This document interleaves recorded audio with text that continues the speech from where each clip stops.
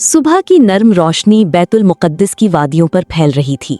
हवा में एक अजीब सी सुकून भरी कैफियत थी, जैसे पूरी कायनात किसी बड़े वाक़े की गवाह बनने वाली हो।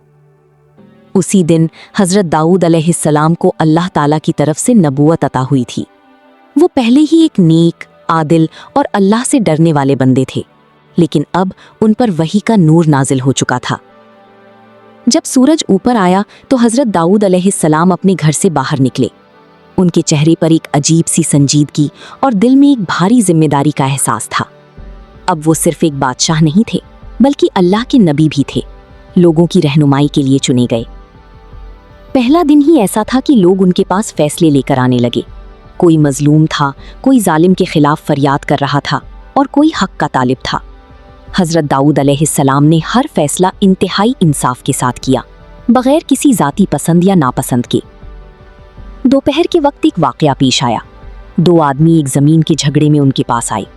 एक ने दावा किया कि ज़मीन उसकी है, दूसरा भी अपने हक पर डटा हुआ था। हज़रत दाऊद अलैहिस्सलाम ने बड़े गौर से दोनों की बात सुनी, फिर इंसाफ के साथ फैसला फरमाया। उनका अंदाज ऐसा था कि झगड़ा करने वाले भी मुतमईन हो गए।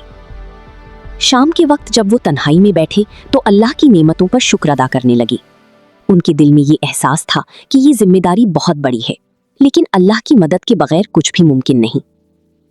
इसी लम्हे उन पर वही का नूर और ज्यादा वाज़े हुआ। इंसाफ कायम रखो और जमीन में हक के साथ फैसले करो।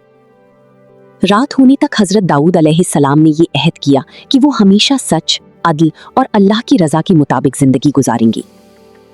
और इस तरह उनकी नबूवत का पहला दिन इंसानियत के लिए इंसाफ, अदल और हिदायत की एक नई सुबह साबित हुआ।